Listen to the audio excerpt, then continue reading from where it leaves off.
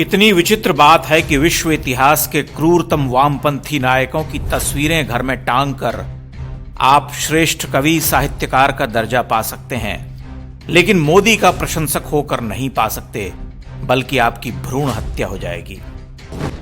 साहित्य और बौद्धिक विमर्श के सभी केंद्रों पर आधिपत्य जमाकर बैठने वाले इन आत्मनिर्वासित और देशद्रोही हिंदुओं ने दशकों तक दादागिरी की। ये चारित्रिक रूप से पतित, मौका परस्त, अय्याश और नकलची हैं। अब इनकी विदाई का समय है और यह शुभ कार्य भी इसी युग में होना है। बड़ी बात यह कि ये स्वयं तिथि बाह्य होंगे। इन्हें सामूहिक जागरण से जाना होगा। मौजूदा कालखंड आधुनिक और मध्यकालीन भारत से अब तक का सबसे महत्वपूर्ण समय है। भारत की स्वतंत्रता तो इस महान समय के सामने बौनी है, क्योंकि तब तो नेहरू के चेलों ने इस देश को निरंतर नीचे ले जाने का नीच कर्म किया। पिछले 70 वर्षों में इस देश का मेरुदंड झुका दिया गया।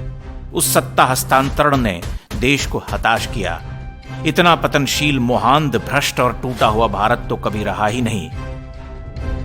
लेकिन हमें हर्ष होता है कि हम हर विकट समय को पराजित कर उठते रहे हैं। हिंदू सबसे प्राणवंत जाति है।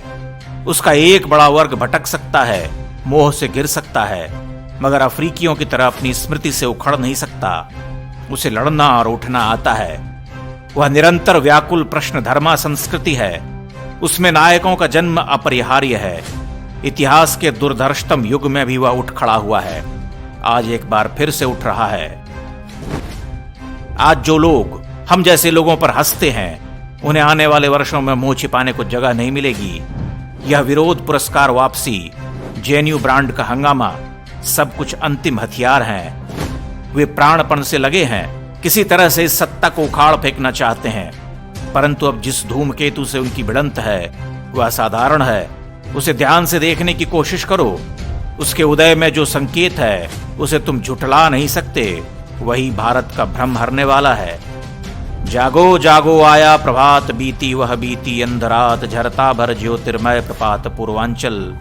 बांधो बांधो किरणें चेतन, तेजस्वी है तम अजीत जीवन, आती भारत की ज्योतिर्धन महिमा बल।